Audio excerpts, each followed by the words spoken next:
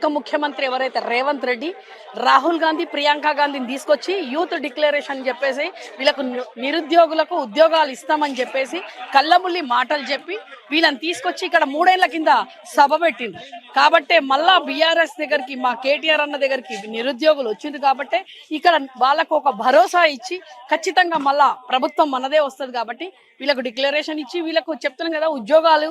వీళ్ళు ఏదైతే అన్నా ఈ మూర్ఖుడు ఉద్యోగాలు అడిగితే ఎండ్రింగ్ తాగమని చెప్తున్నాడు. ఎండ్రింగ్ తాగుండ్రి లేకపోతే బాయిల వాడి తాగుండ్రి.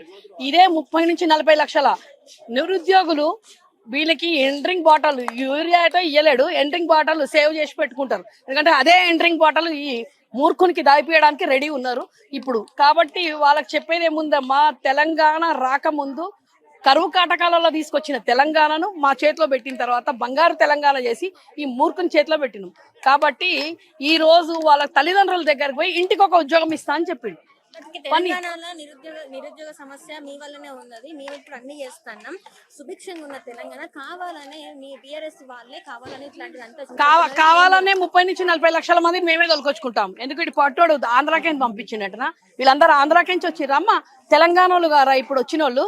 ఈ పొట్టోడు పోయి ఎట్లయితే రాహుల్ గాంధీకి మూటలు అందిస్తాడు కదా, ఆ రాహుల్ గాంధీ పెట్టిన ప్లేస్ లోనే ఇప్పుడు వచ్చిన నిరుద్యోగులందరూ ఆంధ్రోలా తెలంగాణ వాళ్ళు గారా.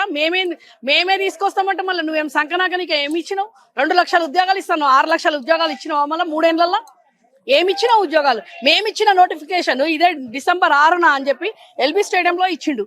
కాబట్టి ఈ రోజు నిరుద్యోగులు మా దగ్గరకు వచ్చి వాళ్ళని ఎండ్రింగ్ తాగమని అన్నావు. మళ్ళీ వాళ్ళని కన్నడ పెంచిండా వీడు? మళ్ళీ వాళ్ళకి ఏమన్నా వాళ్ళ ఇంటికి మళ్ళీ 1 లక్ష రూపాయలు పంపిస్తున్నా నెలకు.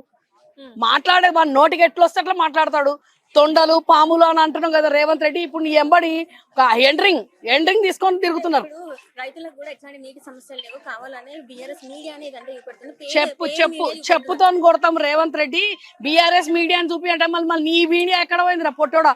ఎలక్షన్ల ముందు నీ మీడియాని మొత్తం తిప్పినావు కదా, మీడియాలు యూట్యూబ్ లను తిప్పే కదా నువ్వు వచ్చినావు.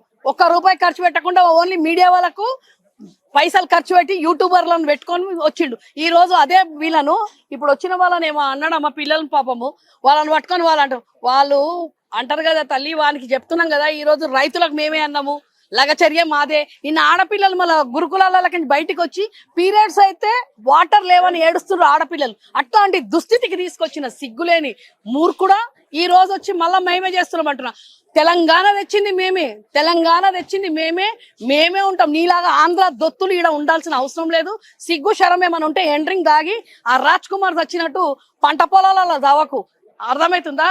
పంట పొలాల దావకు అంటారు కదా, ఎడారి దాంట్లో పోయి నీళ్లు లేని దాంట్లో పోయి ఎండ్రింగ్ దాగి చావు.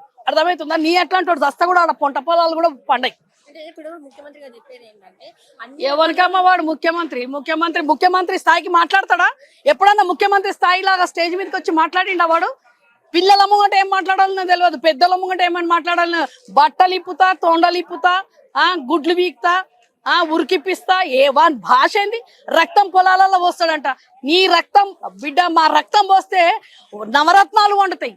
నీ అట్లాంటి పిచ్చి కుక్క రత్నాలు అంటే పిచ్చి కుక్క అని కూడా అంటారు కదా, విశ్వాసం కలదు కుక్క కూడా.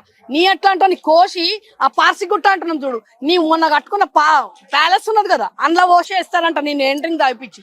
అర్థమవుతుందా? వాని గురించి మాట్లాడమే మూర్ఖుడు. ఆ మూర్ఖుని గురించి ఎంత మాట్లాడితే అంత తక్కువ.